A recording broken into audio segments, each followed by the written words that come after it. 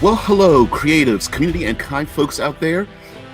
This is RPG with DBJ and a special live stream here as we talk about the third pillar of gaming, exploration, that third pillar that seems to be underutilized. So please let me help you use this third pillar of gaming in our games. I'm going to preamble just slightly to let people join in who do not know me, but they are part of the Con Plus One convention, the 24-hour convention, and that's what this is about. Normally, I'm live Monday through Friday in a daily deep dive as we talk with in the chat. But I'm just going to ask that those who are and will be joining me soon to, although you can participate in the chat, to let me go through my support of the third pillar and how deep we can dive into the third pillar and how we can add this to the majority of our role-playing games, especially 5th edition Dungeons and Dragons. So let's start out with some definitions, okay? The name of the stream is the Cinematic Environs, and we'll talk about the third pillar of gaming, exploration. Well, what does all that mean? Well, the third pillar of gaming comes from a preamble in and of itself from 5th edition, and they talk about the three pillars of gaming. There's combat as one pillar, social interaction as the second pillar, and exploration as the third pillar. And my extrapolated definition of exploration, we normally think of exploring caves or abandoned mines, ancient castles, and going through the wilderness and exploring those locations and finding some information that leads us to yet another quest. But I take that a little further, and the act of exploration is having the environment around us interact for good or bad to create tension and create drama, and we can use that in our games. So while I use the words exploration and third pillar gaming interchangeably, it is not a specific type of gaming. It's just an overlay. It's a way we can, it's a tool that we can use that should be in our toolbox that seems to not be used very often. So I also mentioned the fact many times, as your self-appointed third pillar is, because that's who I am. I'm self-appointed. I'm like a dictator. And I've picked this role, and I intend to hold on to it with an iron glove until I'm unseated by someone who can snatch it away from my cold, dead fingers. So using the third pillar really requires the dungeon master, game master, to not only use, but allow it to be abused. One term that I often say in my live streams going on Monday through Friday is you're not going to run out of anything. As a game master, dungeon master, you're not going to run out of creatures, and you're absolutely positively not going to run out of the environment. So when we use, more specifically, when we talk about a cinematic environment, good morning, everyone who's in the chat. I apologize. I am not going to ignore the chat, but let me work for this like 15-20 minutes. Let's get us settled. Let's get our definitions out the way, and then we're going to get really deep into the environment. Cinematically, I am a rather cinematic individual. I'm very visual when it comes to things, and movies and television are one of those things that's really, it can come across very dynamic. Sometimes people say a picture's worth 1,000 words. Well, if that picture is moving in 60 minutes of it, wow, that's a lot of words, right? We do the math. So we want to create environments that create drama, tension, pressure, make them dynamic, make them memorable in and of themselves. Environments do not need to be natural. Of course, when you hear the word environment, you're thinking like snow-covered fields, mountains with thin air, dense jungles, expansive deserts, a forest with towering trees and thick canopy. But an environment is any place you're at, right? It can be an urban city, a dwarven mine. It could be a floating elven castle. They could be the docks, and then you can combine them both Maybe there are ships being storm tossed on a major port city, or it could be a series of thatch homes being pounded by hurricane winds or something like that. But we can also go exotic with these. If you're a diehard of 5th edition Dungeons and Dragons, traveling from world to world, going to planar locations, going to the Plane of Shadow or the Feywild, or if you go to 2nd edition, you have the Great Wheel of places, the elemental realms and the places of radiance and necrotic energy, and then way beyond that, we have, the Abyss and the 9 Hells and Nirvana and those places. They count as locations. But let's get a little nitty gritty, okay?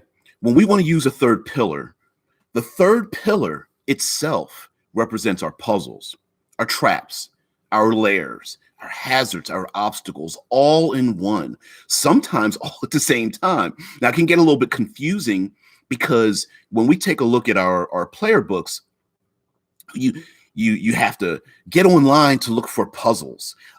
There's only a few pages for traps, but then we have to look someplace else. And under the creatures, we have lairs that are specific to one type of creature. And then maybe under one set of skills or a rule, there might be a hazard listed or something. But we want to use the environment and have them collected all together. All right. So what kind of environments can we have and use in our game? We have static environments, random environments, escalating environments, compound environments, reactive environments, essentially if-then environments. So a static environment is when you create a mechanical effect that does not change, but does have an effect on everyone that's within that environment. A good example is used far more often than you even think about is darkness. Okay, when a regular human mortal without having dark vision or something is in darkness, there are mechanical drawbacks to that. You have, in dim light, you have disadvantage and when it's complete darkness, creatures beyond a certain limit are considered to be invisible. So those are mechanical effects that affect everything. But static effects can be anything from fog, torrential rain, high winds, right? If fog gives disadvantage to ranged attacks beyond, 5 feet in thick, heavy pea soup fog, maybe if it's a light fog, maybe it's 30 feet or 60 feet away, right? We can add those elements in there. I'm already looking in the chat, and you guys are jumping well ahead of me. But I absolutely see you. The environment can include so many different things. But having a static environment, while useful, can be. We hear of the word nerfing, right? You're nerfing my character. I know when players are going to expose themselves to this video, they're going to balk at the idea, right? For example, let's say you have a torrential rainstorm and you say, okay, well, this torrential rainstorm is so powerful, it's just dousing flames everywhere. It's going to douse your torch. You better cover up that hooded lantern. And oh, by the way, everyone that's in this torrential rainstorm has resistance to fire. And you to get across that, the player's like, oh man, well, my pyromancer is going to be less effective. Well, yes, in this particular environment, right? So static environments are good, but they're not excellent. And the reason for that is you want to allow your players to have as much choice as possible. Now, if you have a torrential rain and they can go into a cave or run back into the tavern, hey, when you're in a tavern, you're fine. If you run outside and the ghosts that are, and the wraiths that are going through the town and attacking innocents, it's up to you. Do you want to go inside or outside? You want to leave those choices in the hands of the players. We also have escalating environments. And an escalating environment means exactly what it sounds like, that it has a minor effect now, or maybe no effect at all, but as time and energy and resources are spent, it increases. A perfect example of an escalating environment is a flood, right? You're in a cavern and it starts to flood. Well, it's ankle deep. It's not very bad, but when it hits your calves and knees and thighs and waist and chest and neck, well, now you're in trouble, especially if you have something aquatic swimming through, like a you know some kind of megalodon or something of that nature. Giant alligators in the swamp comes up and tries to snatch you. These things get if the floodwaters are getting higher, it increases. Also, escalation can involve things where it's a cave-in and a few rocks start to fall, but really more and more it will start to crumble and fall down. A perfect escalation in a cinematic method is the first Lord of the Rings movie, The Fellowship of the Ring. They go into a Mordor, and they go down the steps. Of course, there's no handrails, and they go down the ancient steps, and as they go down the steps, they have to jump across the broken portions. And in the beginning, the portion's not too far. They jump and maybe help each other, get their little help action in there, get that little advantage, right? They jump across, and then, there's a wider gap. We need to jump across that. Oh, no, now there's enemies, and they're throwing javelins, or they're firing arrows, or they're shooting their crossbows or something from the goblins that can climb up the walls or something. So now we're escalating the environment that they're in. Compound environs, very much like I was just describing, are another thing. Torrential rain plus thunder, smoke. Smoke can create a visual hazard plus choking. Compound hazards are where things start to stack up. Oh, wow, now I can't see and hear. It is hard to, it's hard to go up the muddy hill, and it's torrentially raining. So now, it's dousing all the flames and such, and it's making it hard to hold on. And there's thunder and lightning. There's high winds too. I can't shoot. My arrows, bow and arrow isn't effective beyond so far, because it's just snatching things out of the air. So compound environments are another method that you can use to add to them. We also have reactive elements, environments, and random environments. Random environments come in two classes. One would be literally gonzo random. You take a randomized table, you get a D20 table, a D100 table. You don't know what's going to happen next, but you roll on it. Random tables and random effects are great for chases. You get an urban chase or a chase through the wilderness or something, and you're not sure what's going to happen next. So you roll on the randomized effect. All right, kitty. Wow. You roll on a randomized effect, and you know what's going to happen next, right? So you have an urban encounter, and the maybe kids playing with a small ball run out into the street, and then the next thing is a pane of glass is in front of you, and you may have to jump straight through the pane of glass, or there are workers loading barrels filled with some exotic substance onto a wagon, and the wagon wheel falls off, or there's a group of rabid dogs and they come chasing after you, or you run through a bunch of chickens or something. There are royals, and they're all talking with each other with their snotty attitudes, and you have to decide whether you want to blast through them and knock them down or run around them.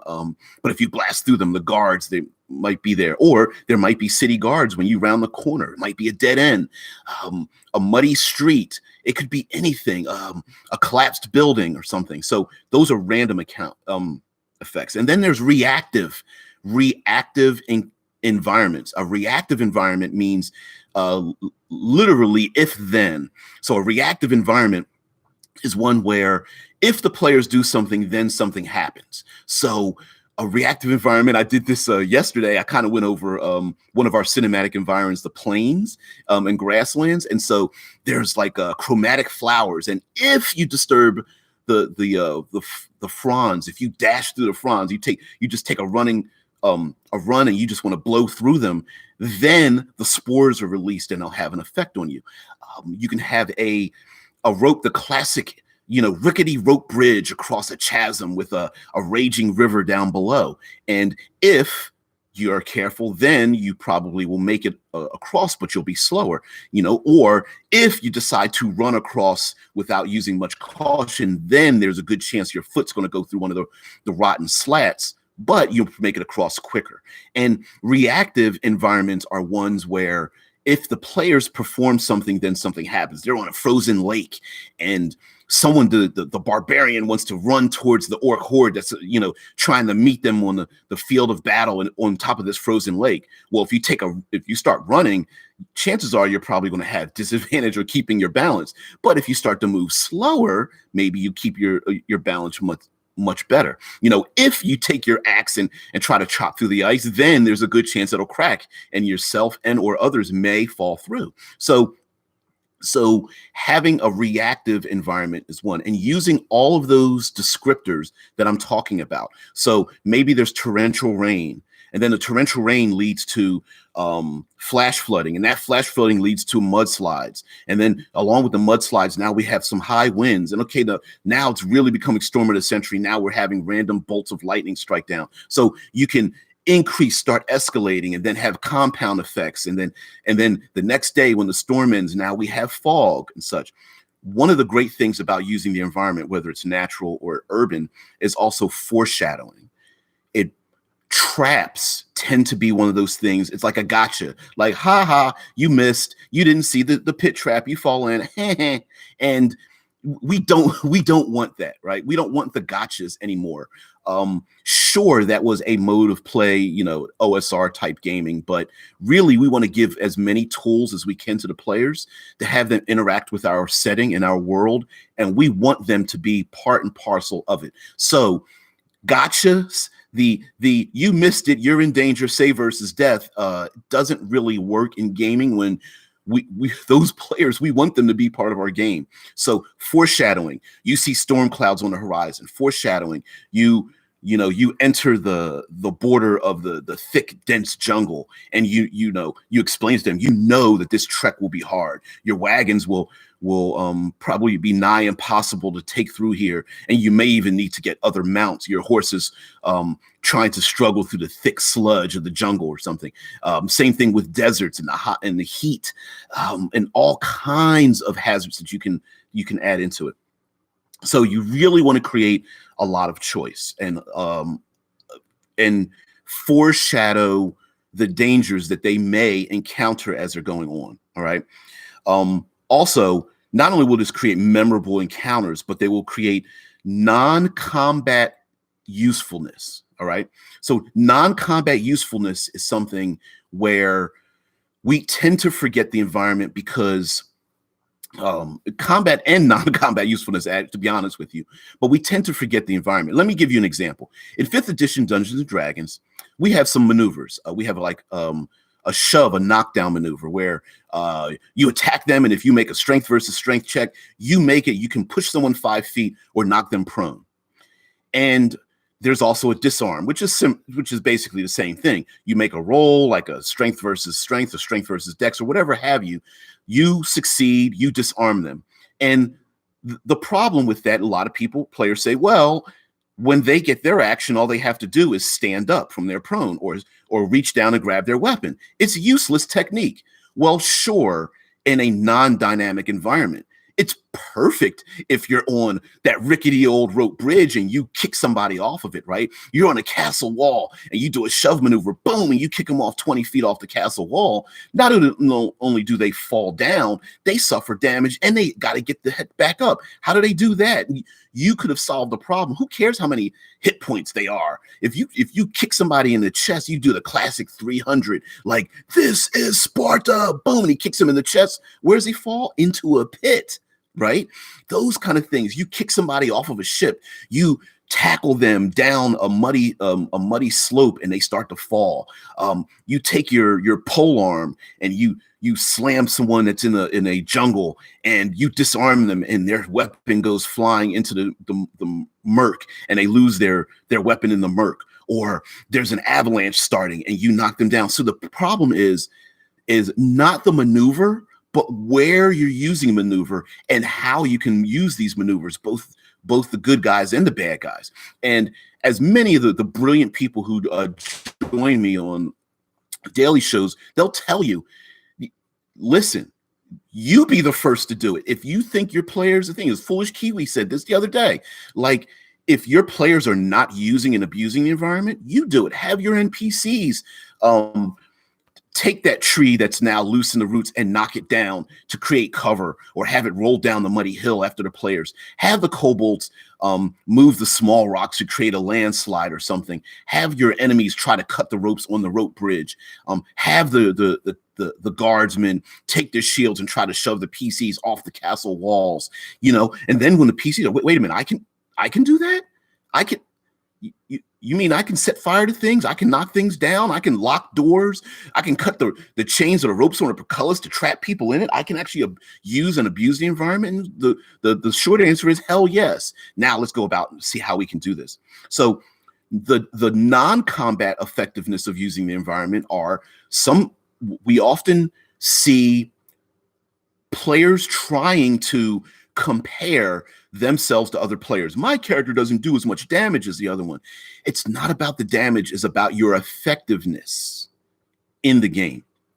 So your effectiveness may be different than someone else's effectiveness, but we want everybody to be just as effective. For example, maybe the bard doesn't do as much damage as the barbarian, but maybe the bard can be effective in luring the flying harpies that are going after you and lure them into a tight space, into a narrow chasm or something, where their wings they have a very short and narrow space, and their wingspan is not helping them, and they become easier to hit for their player characters. Maybe it's more effective for the sorcerer who's expended his or her energy and climbs up on the rocky ridge and starts the landslide, or climbs up into the canopy and starts dropping things down on top of the enemy, or leads the enemy into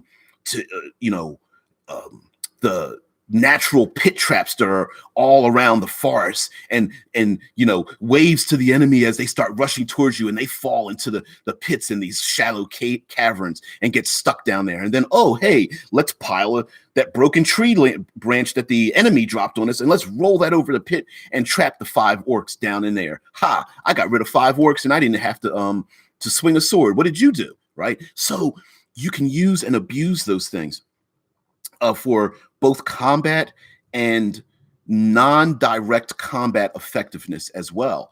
Using the environment as cover, taking that axe and splitting the frozen lake and having people fall into it. All those kind of examples. And we know movies, we can start to snatch them out of our heads of so many dynamic places. The classic Indiana Jones, the classics of the highway scene, and the second Matrix movie. Let's not worry about the quality of movies. Let's worry about where these events take place. Star Wars has tons of great places where they're fighting.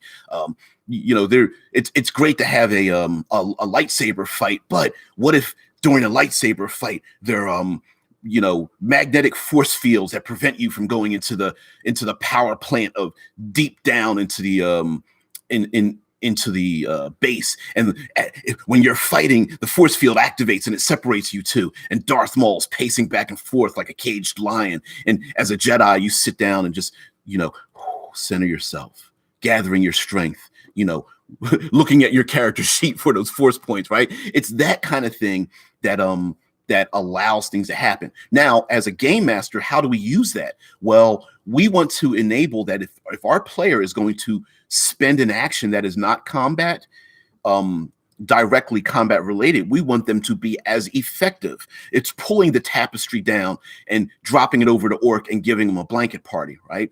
It's the having the flaming torch and pushing away the wolves as they try to surround your encampment. It is allowing them to use those things as a method to affect your players and for your players to affect your enemies. Now we're going to go into two things that are part of my some of my favorite things in using the third pillar. One are those elements that are not directly related to the game mechanics, and the other one is all the game mechanics. The things that are not directly related to the game mechanics are those things that click in your mind. When I originally pitched this idea to Critical Hit Publishing, of which I am a contributing writer, and my baby is the cinematic environs. Oh, I love it so much. When I pitched the idea, it all literally started, the writing started from one thing. When you're in the frozen waste and you're an adventurer by yourself and you've made the trek into the harsh cold, you were attacked by winter wolves, you fought them off, you've been bit on the side and your thigh is bleeding, your arm is broken because you tripped and fell, you stop, you go to pull your potion, and is it frozen solid? Does a potion freeze solid in the winter? Can you drink a frozen potion? I mean, is it like a slushy maybe? Is it effective? Do you have to warm it up? Would that person, could that adventurer that went by themselves into the frozen cold be found with a dead frozen fingers, this frozen potion that maybe if they had the opportunity to light a fire and warm it up, maybe they have to hold it in their armpits or roll it between their hands or something beforehand, and they died before that happened? Is that a rule? Well, no. You have to decide that on your own. And so many of these things the environment can affect so many things that are not necessarily mechanical, but makes you think, in a raging storm or standing next to a waterfall or someplace very loud, can someone hear you if you have a spell that requires them to hear you?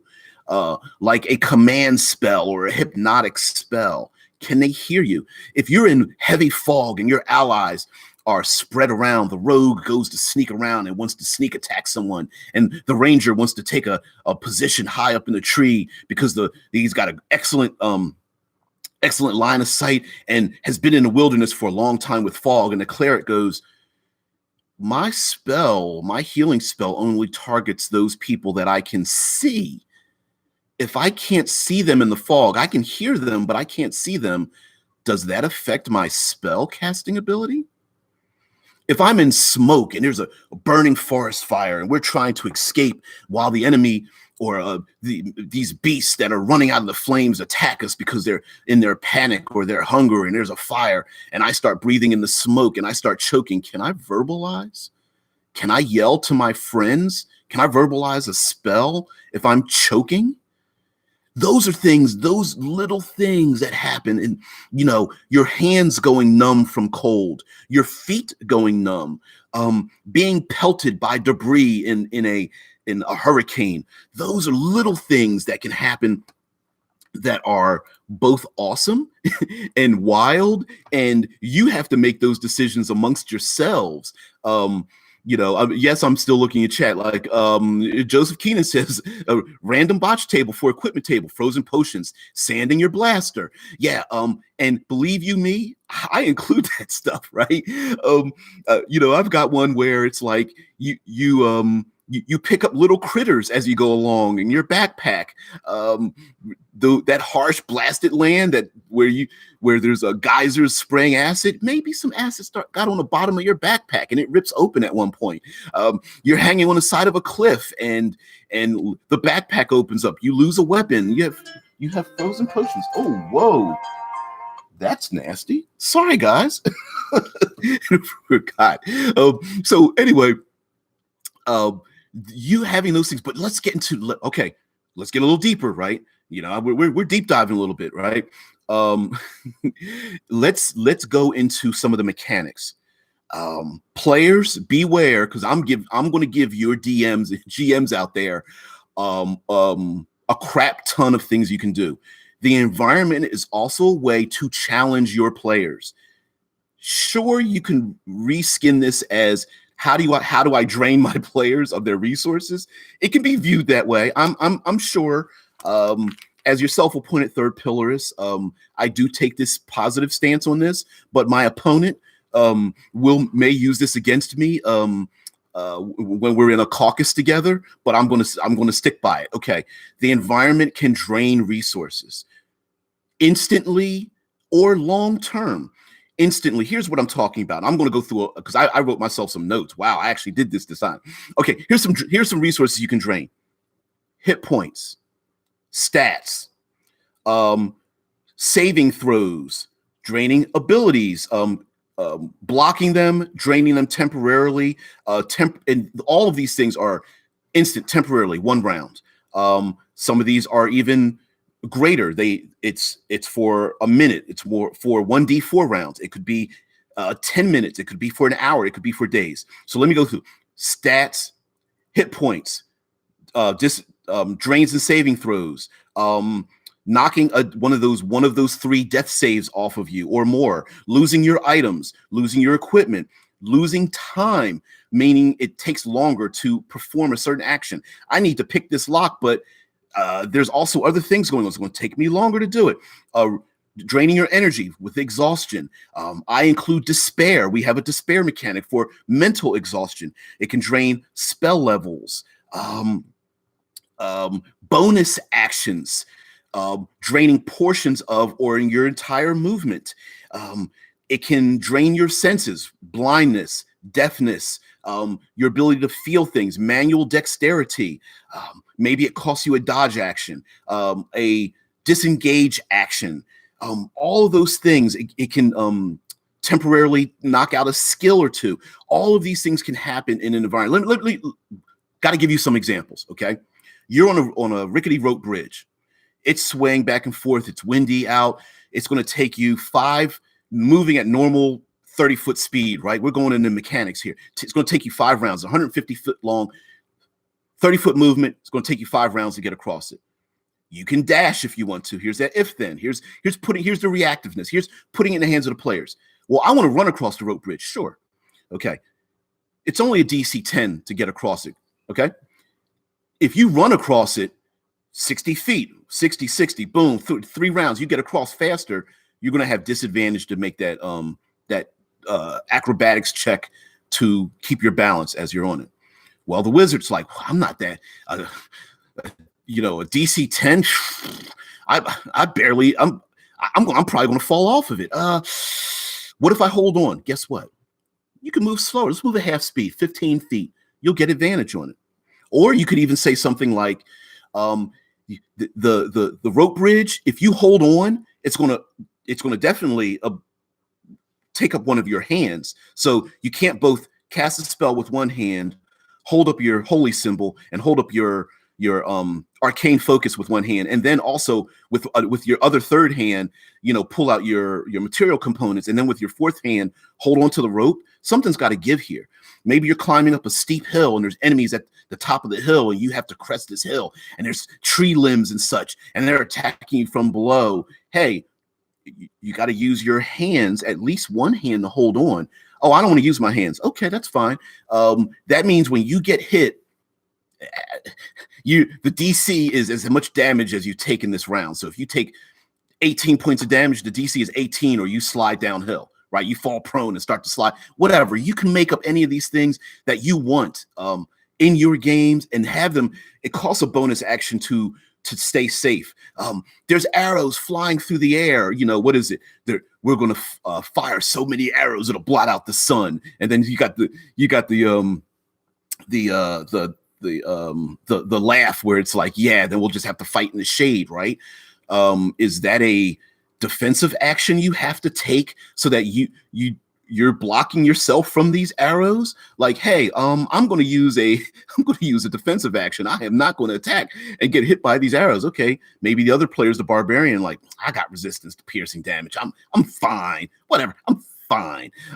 Maybe there's random things falling from the sky, volcanic eruption and molten lava and heavy burning rocks are coming down on you, and you have to make a bonus action to effectively dodge, or you'll just be hit in the head. You automatically start taking damage. You can come up with so many rulings on your own to put the choices of the danger in the hands of the players, and especially using those crits and those fumbles. Someone fumbles, maybe they pull their shoulder out of dislocate their shoulder and they lose 1d4 points of their strength temporarily until they can get their shoulder, pulled back. Maybe someone trips and falls and sprains their ankle and they have a loss of dex. Maybe they suffer, trudging through the jungles. They gain a level of exhaustion if they don't make a con save or something of that nature, any of those things. So the idea is that to use the mechanics to reinforce the environment and the setting of what you are trying to achieve. All right. So lastly, I will say this before I start taking going into the chat, taking any and all comments and questions and such. Like I said, I'm not trying to ignore the chat, but I really did want to lay this down. The last thing I will want to say, writing all these notes, is alternate objectives and shifting the spotlight. Okay.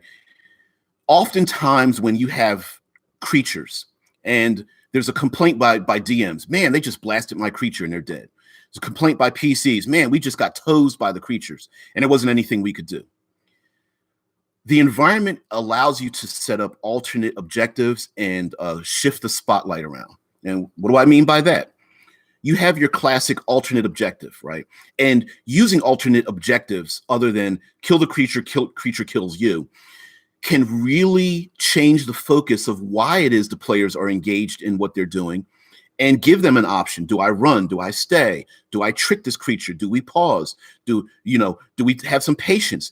Do we split up? Do we stay together? Do we try to trap it? For example, here's a classic. Big giant dragon, lizard creature, hairy monster, minotaur or something is in front of a gate that leads into the dungeon. We can kill the creature, or one person can distract the creature on one side while the rest of us slip around past it and go down into the cave system, right? Maybe the wizard doesn't need to expend any spells to attack it if the bard is, making fun of it and tricking it to one side and everyone sneaks around behind it. Okay, maybe there's a magic crystal. Doesn't matter. It's a MacGuffin, right? Magic crystal behind the chained up dragon. One person distracts the dragon. The other players sneak around it. They go grab the crystal. They're done. They haven't expended. They didn't have to attack it. They didn't have to kill it. They just wanted to do something. Alternate objectives are one of your best tools as a GM when using the environment. An alternate objective might be you have to run across the rooftops after doing your assassination plot, and all the players are like, Umbra cloaks, right? They're shadow warriors, and they're trying to, they're rebels, and they're like Robin Hood, they're trying to kill off the oppressive government one by one, and they're running across the rooftops. Okay, you need to get 5 successes to get over the castle walls and escape. Sure, you can stay and fight the guards, but here comes the escalation. More and more guards will come after you. You'll get trapped. You get surrounded. No, you really need to get the hell out of the city. So you've got to run across the rooftops, dodging things to get out the city. Alternate objectives: getting to the top of the hill, getting across the rope bridge, finding shelter in a sandstorm, climbing up into the canopy of a thick, dense jungle. Alternate objectives. Not, hey, we need to kill the creature. Creature needs to kill us. Maybe it's just getting around things. The bear trying to eat the fish at the lake. Maybe there's no real reason to go kill the bear. Maybe it's enemies are on our back. We need to sneak around the bear. Hey, druid, talk to the bear. Let's get around the bear. So when those darn orc hordes start coming at us, the bear was just like, they were friendly, but you're not. And you might taste a little bit better than this salmon I've been trying to get for the last half hour. I'm going to kill you. Alternate objectives and spotlight shifting. Not every player that does the most damage should have the spotlight. The spotlight should move around. And there are methods that you can use the environment to allow that spotlight to move around. Maybe the barbarian gets the spotlight by taking his axe and splitting the frozen lake down the middle and having everybody dump into it. But maybe maybe the wizard then jumps into the frozen lake to get the barbarian who's fallen into the frozen lake and sacrificed himself to get everybody to safety and swims down there and grabs them up and tries to bring them up to the surface and tries to save his life. You know what I mean? We can have those things where someone's dangling by their fingertips off of the rope bridge as it's swaying.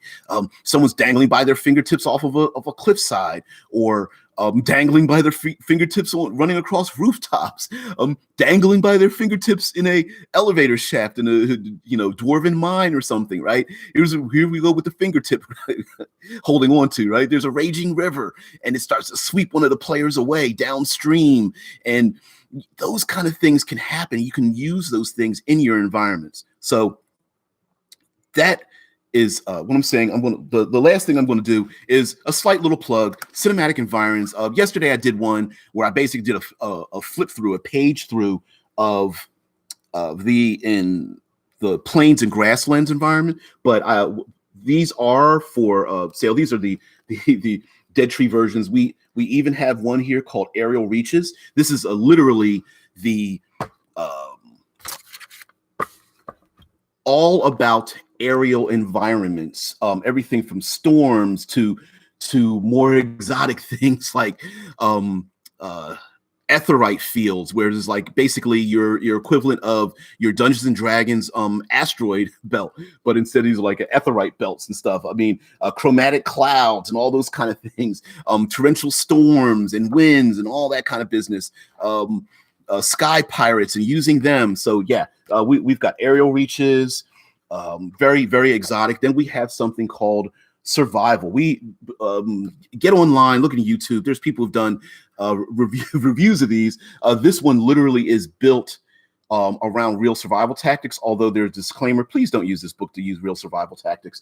But yes, how to light fires, how to even so deep as to have different types of rations, role-playing wise, for different types of races, whether you're a dwarven or a goblin or a dragonborn or something elven. We have different types of rations. You can even get as deep as using a calorie intake if you want to have a survivalist game. All those kind of things. Here's another one: Blasted Lands, basically volcanic regions, everything from acid rains to pyroclasms, any and all. We have mountains, of course, mountain climbing, cliffs, overhangs, some subterranean locations. We have aquatic depths. Everything you need to do is pretty thick. Everything you need to do if you want to have an aquatic adventure, or you want to include water in your adventure. So it's not just underwater, but it's everything from waterfalls to storm-tossed seas and tropical weather to frozen lakes. Everything from like coral reefs, coral reefs to dead seas, to dead calm locations, flooded chambers, and of course we have a full page layout of how to use an ice flow.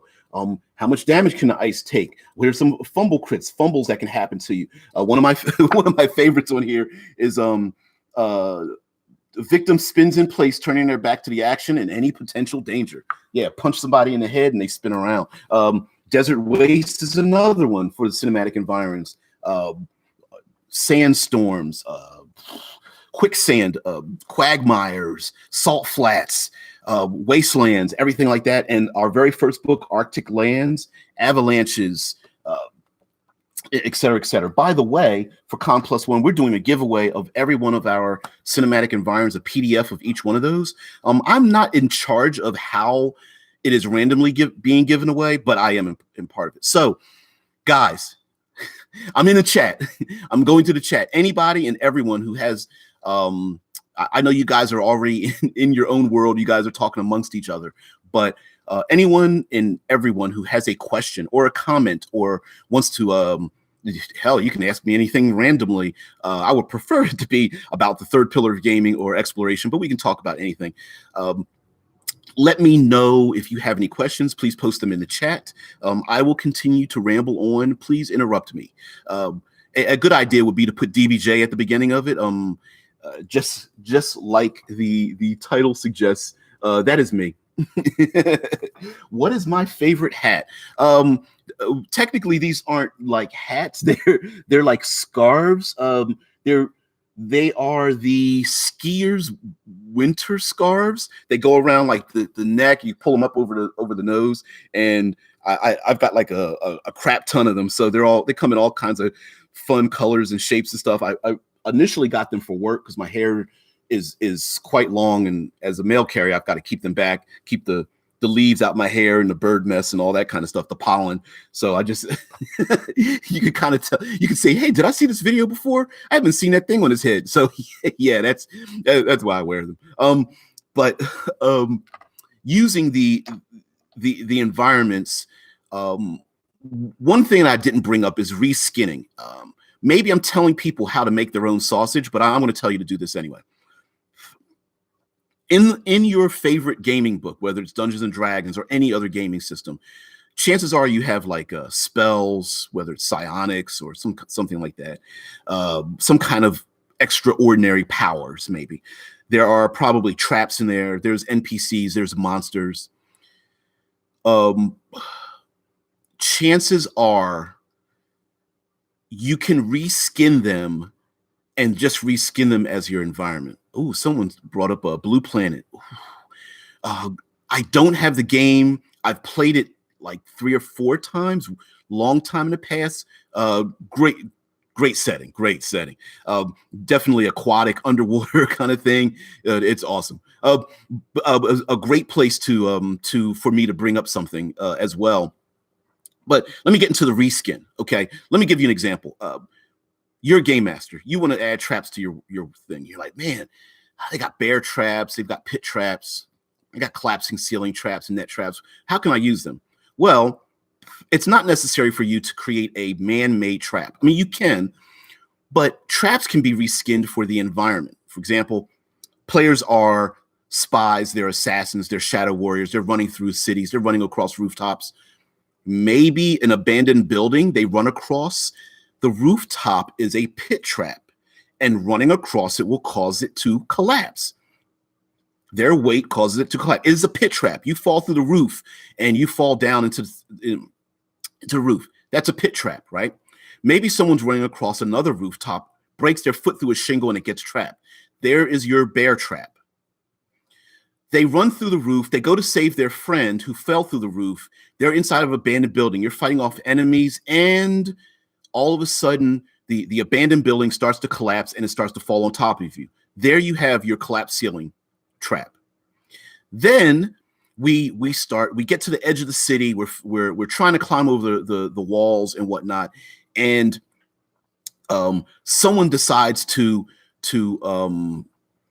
one of the enemies decides to take one of the banners off and like drops it on the players, or an errant arrow flies through the air and cuts the rope of one of the tapestries and it falls down on top of one of the players. And there you have your net trap, right? I just reskinned this into an urban environment without someone actively creating these as traps. Now you can have those traps created by man-made people in a tribal thing.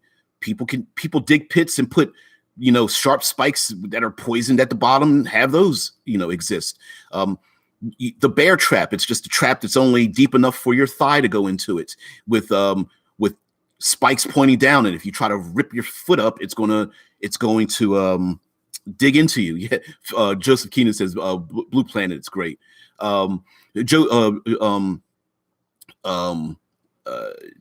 Joseph Keenan says, I'm a huge fan of filing off the serial numbers from other sources and including it in other systems. Absolutely. File off the serial. It's just a number, right? It's a block of statistics. It is a stat block if you use a creature. File the serial numbers off, reskin it, boom, throw it right back in your game. They'll never know. Foolish Kiwi says, also, instead of a pit trap of roofs, it could be an old skylight window, hell yes, and fall through thinking it was normal roofing, then it being so dirty or dark inside. Well, of course, the classics fall through the skylight while you're like trapped. You're locked in a battle with somebody while you're grappling them.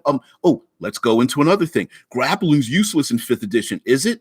if you're fighting on a rooftop and you grapple them and tackle them through a skylight, if you grapple someone and pull them with you and fall off of a rooftop because you know you're the monk and you'll survive the fall, but the other person won't.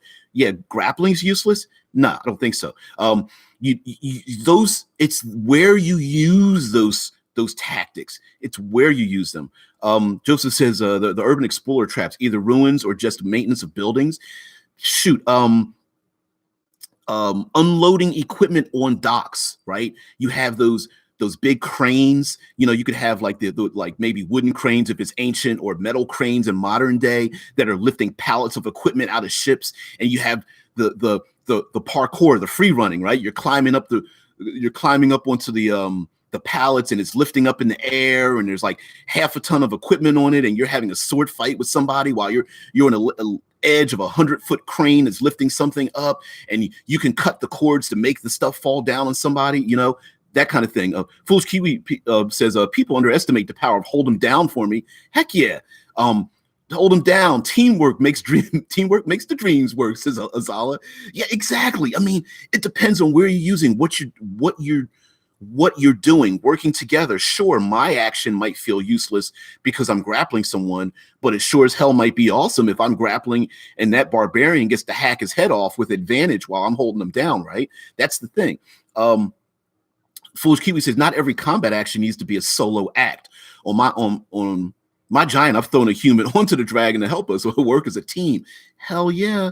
And that's the thing. Reskinning some of those things. You can reskin monsters as hazards. And honestly, plant creatures tend to fall in that category where, sure, I know treants can walk around and they're plant creatures that can move slowly, but essentially they are like monster traps. They're monster encounters, right? You've got the what is it? Assassin vines and violet fungus, and the oozes kind of fall into that category as well. Oozes do move. They drip down on you, or they can be, pools of something that's in a cavern or what have you, but they also act as hazards as well. You can take a ooze, take away the sentience, and just have barrels filled of something. You're in a wizard's tower, and there are barrels of alchemical formulas all around. Pick a bunch of oozes and jellies and puddings and gelatinous crap, stick that crap inside of a barrel, and hey, push the barrel over, and it fills a 10-foot area. It spills across the floor, and guess what? Everybody better jump up on something as it eats away at the table legs, and you're grabbing onto the chandelier. You got to have a chandelier to grab onto, right? Everyone's trying to grab onto something and get the hell out of there, or again with the orc hordes, right?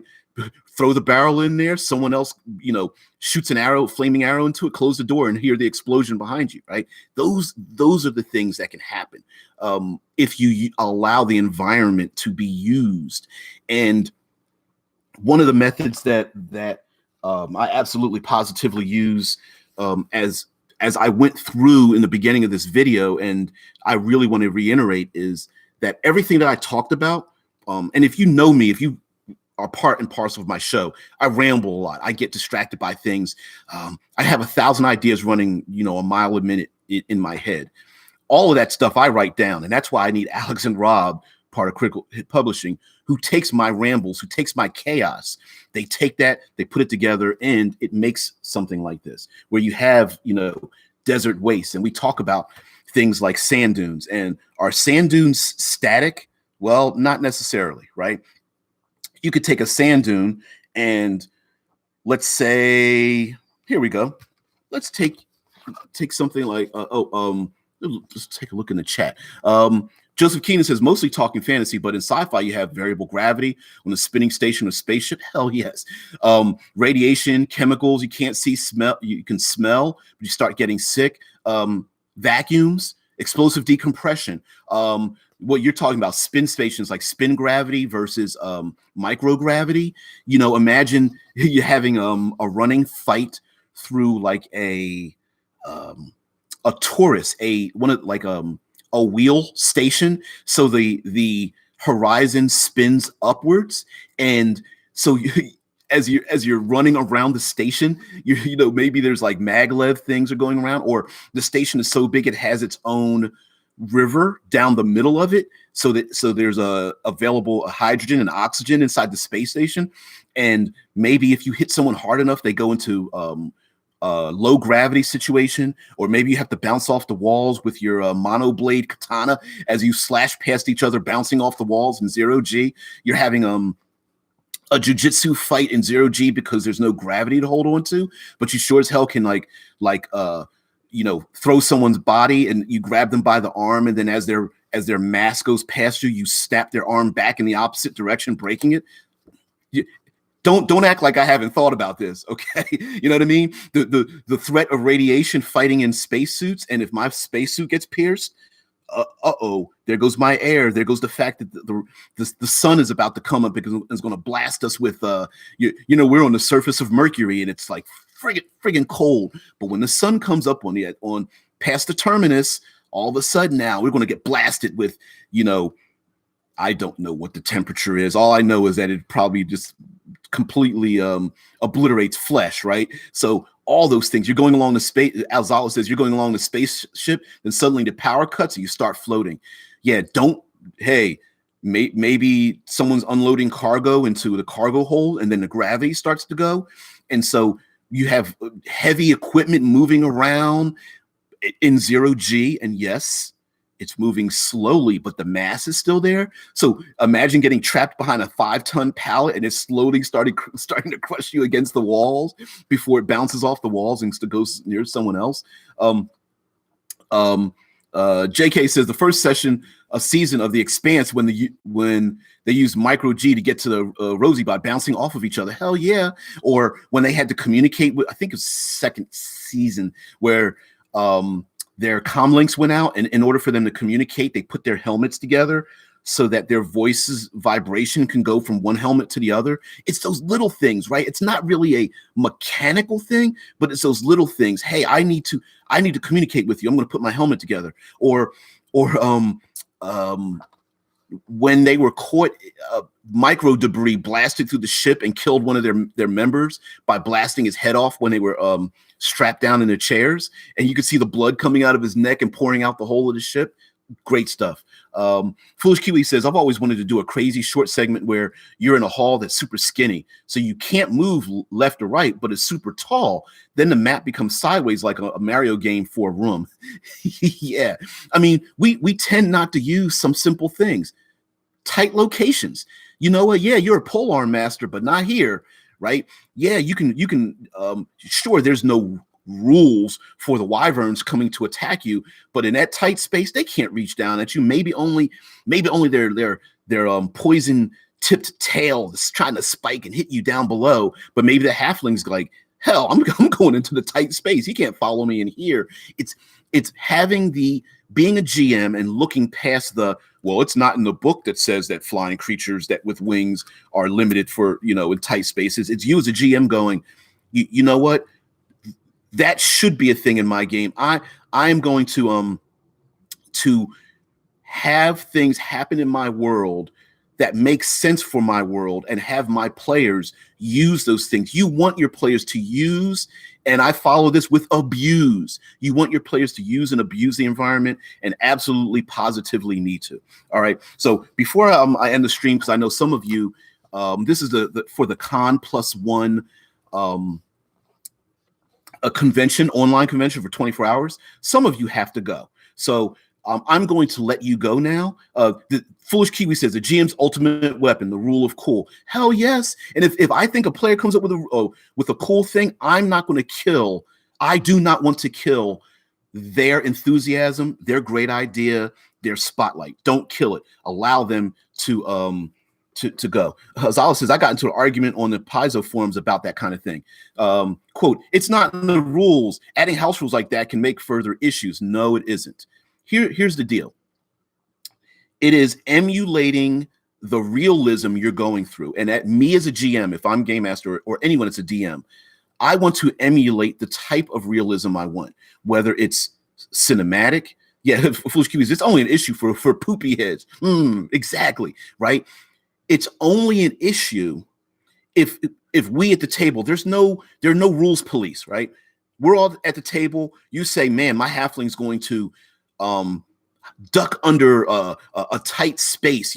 I'm ducking under the pallets so the wyvern can't get to me. And I, as a GM, go, there's no rule for that, but shit, that makes a lot of sense. Guess what? Yeah, you can do that. I'll say that it tries to grab you with it can try to grab you with one of its claws, and that's about it. It's probably going to get disadvantaged, and if you go in deeper, it won't be able to reach you at all. And you go, yeah, cool, that's good. Maybe one of my other adventuring party will attack it while it's focused on me. So I'm going to make a lot of noise, so he's focused on me and has his back turned to the rogue. Yeah, no, there's no rule for that. Yeah, it's going to happen, and I'm going to let it happen, right? Because I want to emulate the realism of that. I want to emulate I'm hiding from this thing under this tight space. I want to emulate that, and emulating those things spur the moment is the DM's job. No, it isn't in the rules that a winged creature can't go into a tight space. Yes, it is true that the game master is allowed to emulate those things, and it's not making up a house rule. It is using the rules that are already presented, using them in a dynamic way. It already says in the rules that as the GM, you can apply advantage or disadvantage, which is a very simple mechanic, to just about any situation you feel is necessary. That's what I would do, and I would add even more. You know what? The wyvern can't attack you. He's trying to bite at you because, if he turns around and tries to stab you with his tail, which is probably more effective and probably longer, but that doesn't make sense. He's trying to bite at you. So he's just going to try to bite at you, but his back is turned because he's got his head stuck underneath the pallet, right? That's the kind of thing that I want to have involved in a game, and I would allow it to be used. If someone says, hey, I want to pour thick tar or oil on the wings of the harpy so they can't fly, I would allow that kind of stuff. And absolutely let the players come up with those great, amazing, dynamic, super cinematic ideas, so that they at the end of the day, the ultimate goal is to have a memory of a situation that sounds so sweet, not cut somebody off at the legs, because what's going to happen is they'll never do that again. You're going to coach your players, train them to go back into I roll my dice and attack it with my sword. I rolled a 14. I'm going to attack it with my sword again. Oh, I got a 17. Yay. Okay, no. I want to hack at the wing so it can't fly away. And maybe one of my partners is going to throw a rope over his neck and then choke it to death and pull it down into the water or something, whatever. And I'm going to be like, hell yeah, go ahead, roll. Grab some dice. We're going to come up with something, whatever. And lastly, I think Foolish Kiwi even thought about this, and this is so amazing. Maybe collectively we come up with a rule, and if it doesn't work, we can change it. We can actually sit together and go, that was cool, but if we did it a little slightly differently, it might be better. Let's not do it that way. You know what I mean? We're collective people. We can say, you know what, that really worked. Why don't we make that a rule for our game? Or that worked for right now, but you can't do that all the time. You know what I mean? It's a temporary thing. That's not really a feat your character has. This is just something temporarily you can do. But the enemy, they already know you're going to pick up sand and throw it in their face. It's not going to work again. That kind of thing. Yeah. Oh no. Work together and have a conversation with reasonable people to have more fun. That's not possible. Sorry. Oh man. Oh, sorry. Anyway, you get all the crybabies like, he changed the rules. It's not the rules. I'm so sad. Oh, I'm going crazy. Okay, guys. I'm going to have to end it here. I'm going overtime. Technically, these are supposed to be 1 hour blocks. So thank you for joining me. Thank you for joining me. I am DBJ, Devabrian Jackson. I am a contributing writer to Critical Hit Publishing, as I showed you during this live stream. Those books exist in PDF and Dead Tree form, print on demand, and Drive Through RPG. All that stuff is down there. Yes, Foolish Kiwi says, have a good day at work, DBJ. I will be going to work. I work, unfortunately, 6 days a week. Oh, yeah, I have to work. But it's the season. Tis the season. I have to work 6 days a week till till January, except for Thanksgiving and Christmas, maybe. Yeah. Oh, and holiday coming up. Joseph, screw you guys. I'm taking my dice and going home. Screw you guys. Yeah. Down below in the doobly doo, we do have a Discord. If at all you want to talk to, I'm the stupid dummy. If you want to talk to some brilliant people, join the Discord. Talk to them. They have any and all excellent ideas. We are nothing but extreme moderates. We are open and honest and have great ideas. We love to talk them, hash them out with you. So if you're someone who's into that kind of thing, not cinematic environments, I'm talking role playing in general. That's my thing. I'm your self-appointed third pillarist. I'm the dictator of the third pillar of gaming. And remember, with two pillars, you still have a chance of something falling off. With the third pillar, you have a stable thing. And please, just a little bit, sprinkle some in there. After a while, you will get used to it. Now, lastly, I know some of you will be out there saying it's going to add too much complication. I tell you, it won't. Take one of your creatures out, replace it with a little bit of an environment, and there you go. If you're willing to roll damage for your creatures, saving throw for your creatures, initiatives for your creatures, skill checks and ability scores for your creatures, you can absolutely add in the environment. And guess what? You don't have to roll. You put it in the hands of your players. Give them the saving throws.